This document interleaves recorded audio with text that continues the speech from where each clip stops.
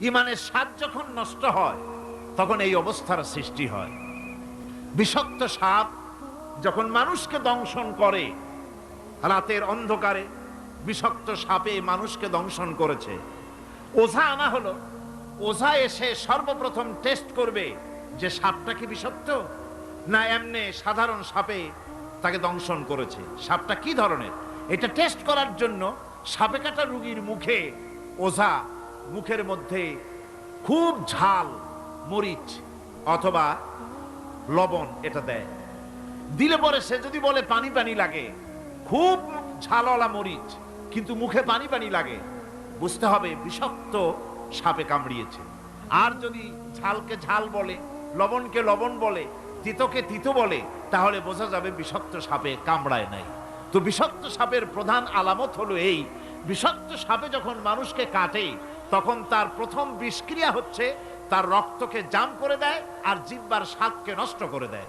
এই পৃথিবীতে যত বিষাক্ত সাপ আছে সবচাইতে মারাত্মক আর বিষাক্ত সাপ হচ্ছে শয়তান। সবচাইতে বিষাক্ত সাপ কি? এই শয়তান যাকে ওয়াসওয়াসা দেয়, শয়তান যাকে দংশন করে, শয়তান যারে ফুটবল বানাতে পারে, সর্বপ্রথম তার ইমানের স্বাদ নষ্ট করে দেয়।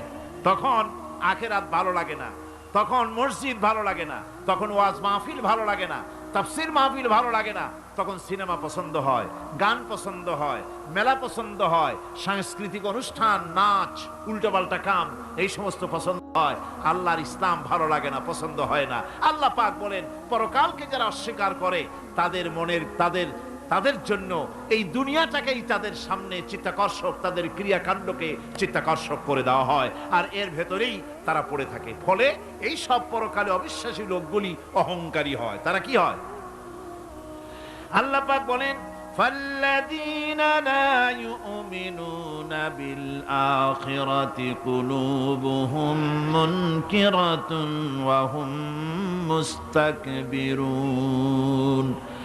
পরকালের প্রতি যারা ঈমান আনে না, পরকালকে যারা বিশ্বাস করে না, তাদের মন সত্য কথাকে অস্বীকার করে আর এই লোকগুলি অহংকারী হয়ে যায়, ধরাকে সরাক জ্ঞান করে।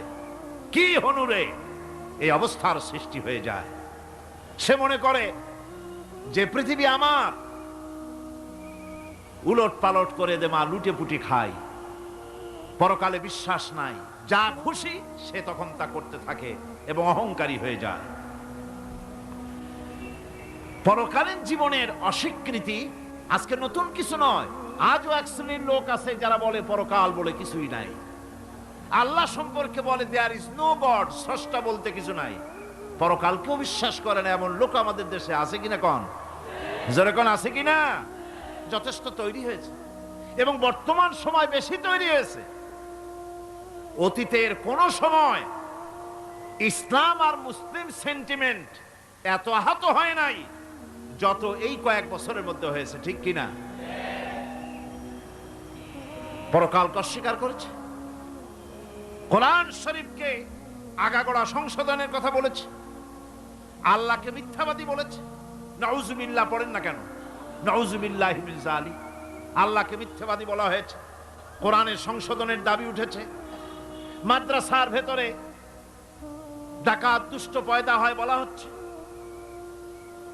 এভাবে করে তারা আল্লাহকে অস্বীকার করেছে, কোরআনকে অস্বীকার করেছে, পরকালকে অস্বীকার করছে। পরকালকে সেই অতীতের যুগের কাফেররাই অস্বীকার করে নাই, বর্তমান যুগেরও এক শ্রেণীর লোকেরা, তারা আবার মুসলমান নামধারী, নাম মুসলমানি নাম লাগানো আছে, পরকালকে তারা অস্বীকার করছে। এদের ভিত্তি হচ্ছে এই, তারা বলে ইন হিয়া ইল্লা হায়াতুনাদ দুনিয়া ওয়া মা নাহনু বিমাবউসিন।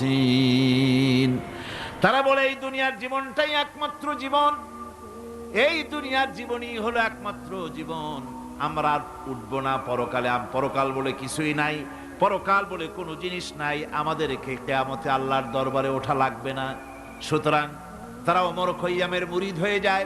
তারা বলতে থাকে এই বেলা ভাই মদ খেয়ে নাও, কাল নিশীতের ভরসা কই, চাঁদনি জাগিবে যুগ যুগ ধরি, আমরা তোমার রব না সই।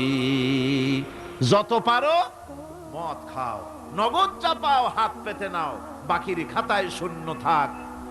দূরের বাদ্য কি লাভ শুনে, মাঝখানে যে বেজায় ফাঁক।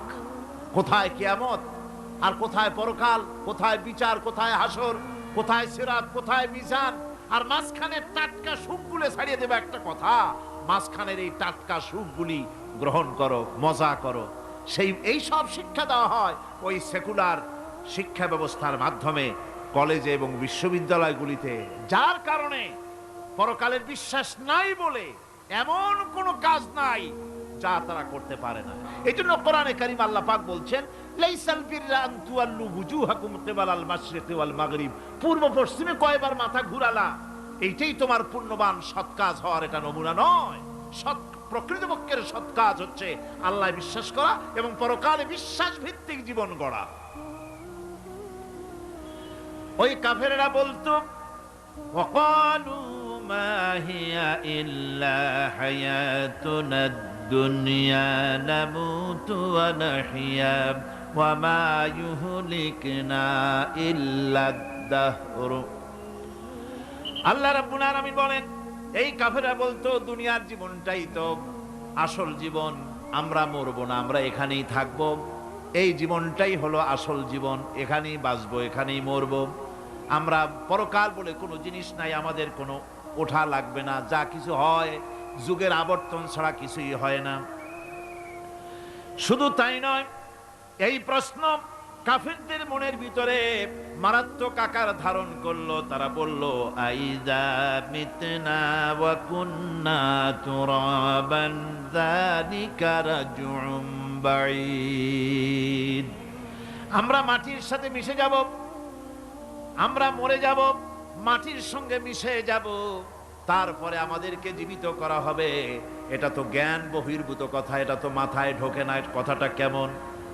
তারা এভাবে অনেক প্রশ্ন করত। ওয়াকালু আইযা কুন্না ইযামান ওয়া রুফাতান আইন্না লামাবউসুনা খালকান জাদীদা, আমরা মরে যাব, গলে যাব, পচে যাব, হাড্ডি গুড্ডি মাটির সাথে মিশে যাবে, এরপরে আমাদেরকে নতুন করে সৃষ্টি করা হবে, এটা জ্ঞান বহির্ভূত কথা, এটা মাথার মধ্যে আসে না। কে আমাদেরকে চিন্তা করবে মরে যাওয়ার পর? আল্লাহ রাব্বুল আলামিন বলছেন, দেখো আল্লাহ পাক কোরআনে কারীমের ভিতরে যুক্তি দিয়ে বুঝাচ্ছেন যে অবশ্যই তোমাদেরকে আবার জিন্দা করা হবে, তোমাদেরকে উঠতে হবে। তোমরা এই পৃথিবীর অবস্থা পর্যবেক্ষণ করো, তাকায় দেখো আকাশের দিকে, জমিনের দিকে লক্ষ্য করে দেখো। أولم ينظروا في ملكوت السماوات والأرض, তারা কি আসমান এবং জমিনের ব্যবস্থাপনা সম্পর্কে চিন্তা ভাবনা করে না? ওই বিরাট আকাশটাকে যে আল্লাহ রাব্বুল আলামিন তৈরি করলেন, এই জমিনটাকে যিনি তৈরি করলেন, তিনি কি তোমাকে মৃত্যুর পরে তিনি কি জিন্দা করবেন না? তিনি কি জিন্দা করতে পারবেন না? কেমনে তোমরা অস্বীকার করতে পারো? দুনিয়ার ব্যবস্থাপনা এবং এই পৃথিবীর আকাশ এবং জমিনের ব্যবস্থাপনা সম্পর্কে তোমরা চিন্তা ভাবনা করে দেখো, অবশ্যই আল্লাহ রাব্বুল আলামিন তোমাদেরকে আবার জিন্দা করবেন। ওয়াকাইয়্যিম মিন আয়াতিন ফিস সামাওয়াতি ওয়াল আরদি ইয়ামুররুনা আলাইহা ওয়া হুম আনহা মুরিদুন, আসমান জমিনে বহু নিদর্শন পড়ে আছে যেগুলি তারা অতিক্রম করে যায়, অথচ সে সম্পর্কে তারা মোটেই চিন্তা ভাবনা করে না। চিন্তার বহু বিষয় আল্লাহ পাক এই পৃথিবীতে রেখেছেন, যারা চিন্তাশীল, যারা জ্ঞানবান, তারা এর দ্বারা বুঝতে পারে। আল্লাহ রাব্বুল আলামিন বলছেন, ইন্না ফি খালকিস সামাওয়াতি ওয়াল আরদি ওয়া ইখতিলাফিল লাইলি ওয়ান নাহার লাআয়াতিন লিউলিল আলবাব, নিশ্চয়ই আকাশ সৃষ্টি এবং জমিন সৃষ্টির ব্যাপারে আর রাত আর দিনের পরিবর্তনের ব্যাপারে যারা জ্ঞানবান তাদের জন্য নিদর্শন রয়েছে। যারা জ্ঞানবান তাদের জন্য চিন্তার বিষয়বস্তু রয়েছে। গবেষণা করো, চিন্তা করো, এই পৃথিবীতে আল্লাহ পাক যা কিছু সৃষ্টি করেছেন তার পক্ষে আবার তোমাদেরকে সৃষ্টি করা মোটেই অসম্ভব নয়।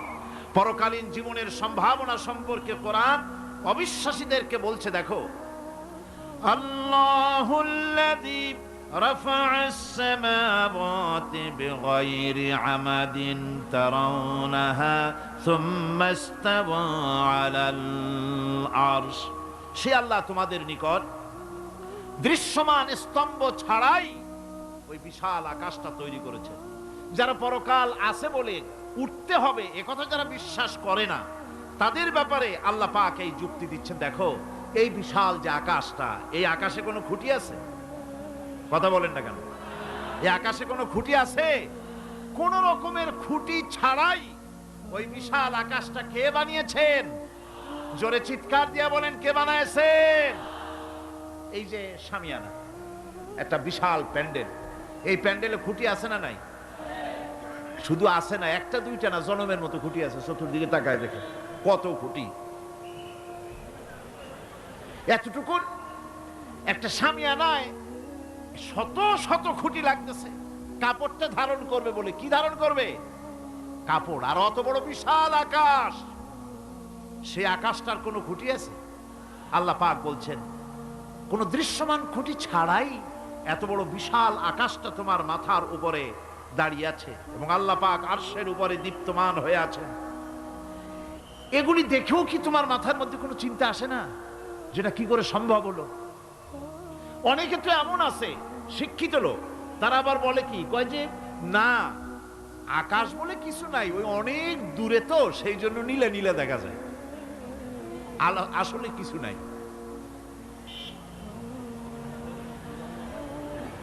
আকাশ, কোরআনে কারীমের মধ্যে আকাশ সম্পর্কে যে কথা বলা হয়েছে, বিশাল, যার কোনো কুল নাই, কিনারা নাই, মহাশূন্য।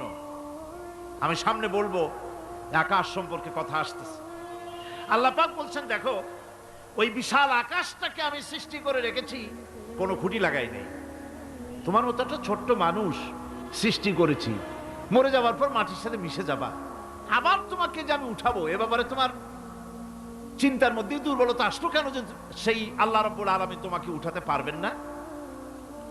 وسخر الشمس والقمر كل يجري لأجل مسمى। তিনি বলেছিলেন স্রষ্টার স্রষ্টাকে, স্রষ্টার স্রষ্টাকে। এর জবাব আরেকজন বিজ্ঞানী লিখেছেন যে স্রষ্টার স্রষ্টাকে এই চিন্তা তো সৃষ্টিতে করতে পারবে না। স্রষ্টার কোনো স্রষ্টা নাই। পৃথিবীতে যত স্রষ্টা আছে, মাইক যে তৈরি করেছে সেও একজন স্রষ্টা, ঠিক কিনা কোন কথা বোঝেন তো আমার? মাইক যে তৈরি করেছে সেও একটা স্রষ্টা, ওই প্যান্ডেল যে তৈরি করেছে সেও একটা স্রষ্টা, চেয়ার টেবিল যে সৃষ্টি করেছে সেও একটা স্রষ্টা। কিন্তু এরা কেউ পূর্ণাঙ্গ স্রষ্টা নয়, কারণ এই মাইকটা তৈরি করার যত উপাদান, সমস্ত উপাদান আল্লাহ রাব্বুল আলামিনের তৈরি করা। কথা ঠিক কিনা? তুমি শুধু অ্যাসেম্বল করেছো, তুমি শুধু এগুলোকে এক জায়গায় করেছো। তোমার বাপেরও ক্ষমতা নেই লোহা তৈরি করা। পারবা লোহা তৈরি করতে? আরে কথা কন না কেন মিয়া সাহেব? পারবেন লোহা তৈরি করতে? পারবেন একটা বাঁশ বানাইতে? বাঁশ হোক, লোহা হোক, যা সব বাদ দেন, মাথার একটা চুল বানাইতে পারবেন? পাট দিয়া, রং দিয়া পরচুলা বানাইতে পারবেন, কিন্তু চুলের মতো করে একটা চুল বানাইতে পারবেন না। মানুষের শরীরে রক্তের মতো করে এক ফোঁটা রক্ত মানুষের শরীরের বাইরে বানান তো দেখি। তাহলে মানুষের যখন রক্তের প্রয়োজন হয়, তখন মানুষের কাছ থেকে রক্ত ধার নেওয়া লাগতো না,